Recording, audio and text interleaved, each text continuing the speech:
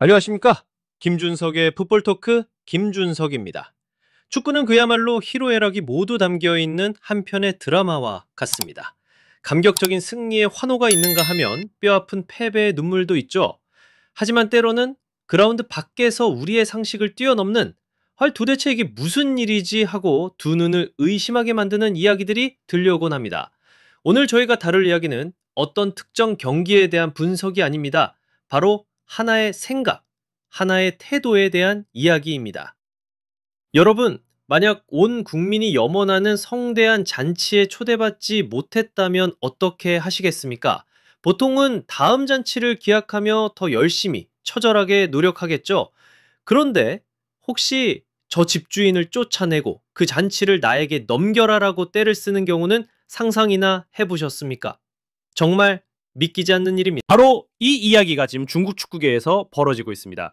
지금 제 뒤 화면에 보이는 이 기사 제목이 바로 그 황당한 주장의 증거입니다. 본선 진출 실패 중고 축구 황당 주장, 미국은 위험한 나라, 개최권 박탈하고 중국에 줘야. 네, 그렇습니다. 월드컵 본선 진출에 처참히 실패한 중국 축구가 스스로의 실력으로 얻어내지 못하자 이제는 엉뚱하게도 2026년 월드컵 개최국인 미국을 문제 삼고 나선 겁니다. 이것이 바로 오늘 우리가 마주한 중국 축구의 민낯입니다. 완벽한 실패 앞에서 자신을 돌아보기는커녕 믿을 수 없는 망상에 빠져버린 그들의 이야기. 지금부터 시작하겠습니다. 자, 그렇다면 중국은 왜 이런 믿기 힘든 주장을 펼치게 된 걸까요? 그 뿌리를 이해하기 위해선 우리는 먼저 그들의 쓰라린 실패를 정면으로 마주해야 합니다. 네, 그렇습니다. 14억 인구의 월드컵을 향한 꿈은 또다시 산산조각 나고 말았습니다. 중국 축구대표팀은 2026 북중미 월드컵 아시아 3차 예선에서 끝내 본선 진출에 실패했습니다. 이로써 6회 연속 월드컵 본선 진출 좌절. 마지막으로 월드컵 무대를 밟았던 2002년 한일 월드컵 이후 무려 23년이라는 세월이 흘렀습니다. 23년입니다, 여러분. 상황이 이렇다 보니 중국 현지 언론조차 스스로에게 뼈아픈 질문을 던지고 있습니다.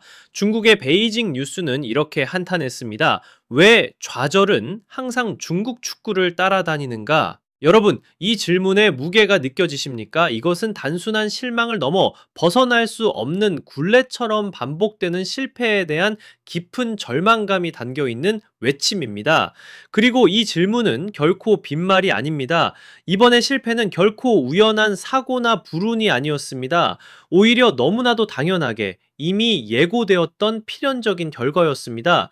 그 이유는 잠시 후에 저희가 낱낱이 파헤쳐 보겠습니다. 자, 그러면 지금부터 그 필연적인 결과의 속살을 한꺼풀씩 벗겨보겠습니다.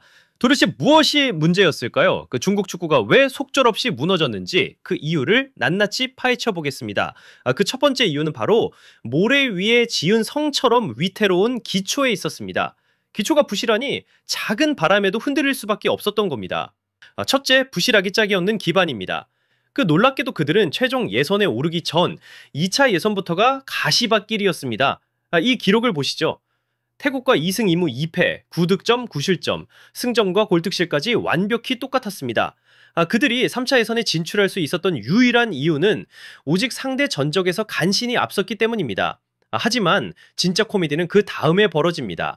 중국의 운명이 자신들의 발이 아닌 싱가포르 골키퍼의 손에 달려 있었다는 사실입니다. 싱가포르가 태국과의 최종전에서 1대 3으로 졌는데 만약 여기서 단 한 골만 더 실점했다면 탈락하는 쪽은 태국이 아닌 바로 중국이었습니다.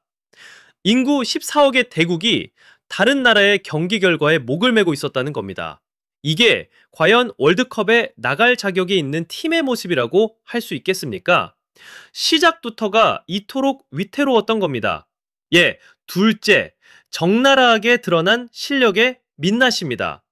이렇게 턱걸이로 올라온 3차 예선, 진짜 실력이 드러나는 무대에서 중국 축구의 현실은 처참하게 드러났습니다. 물론 일본, 사우디아라비아, 호주와 한 조에 묶인 죽음의 조에 속한 불운도 있었습니다. 하지만 중요한 건 결과가 아니라 과정입니다.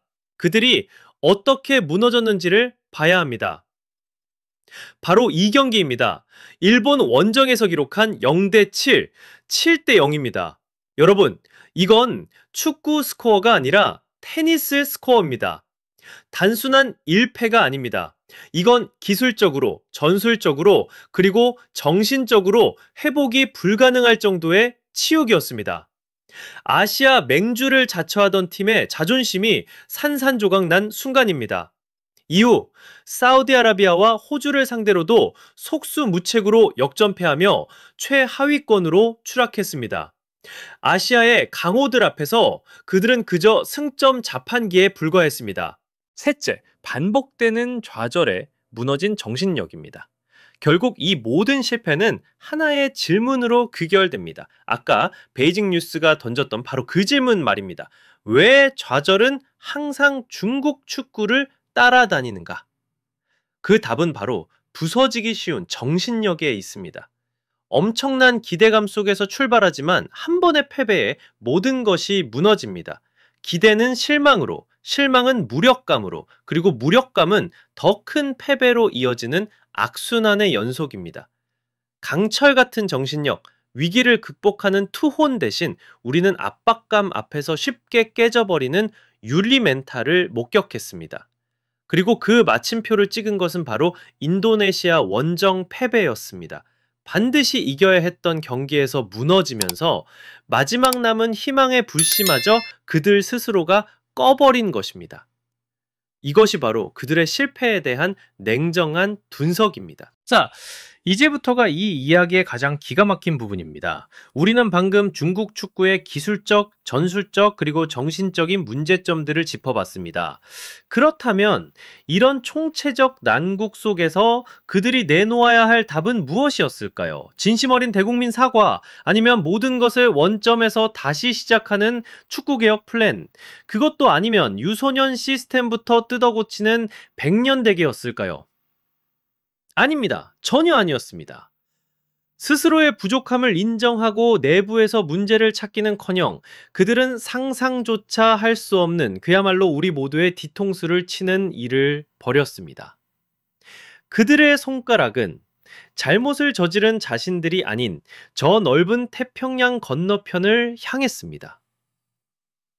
중국의 언론, 채단 주보가 그 충격적인 사설을 내놓은 것입니다. 그들은 묻습니다.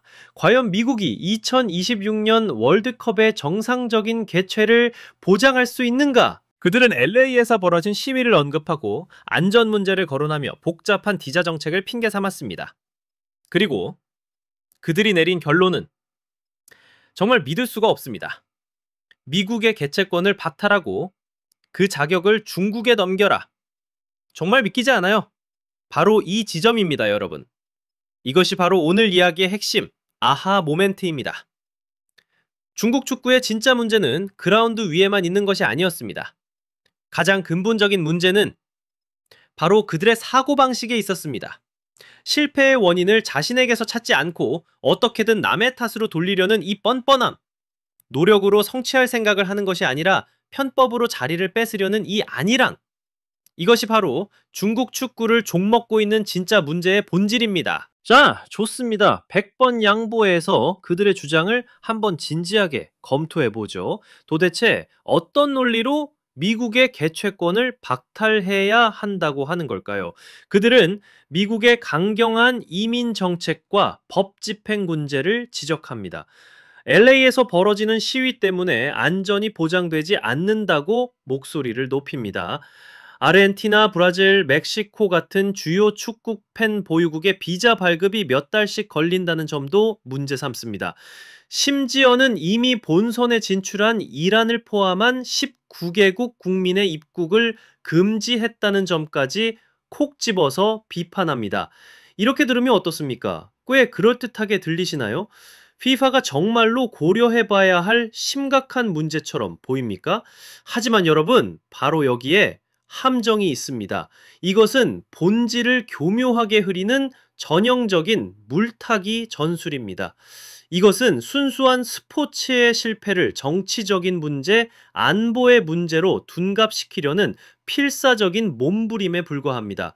정문으로 들어갈 실력이 안 되니 어떻게든 뒷문으로라도 들어가 보려는 얕은 꾀인 것입니다.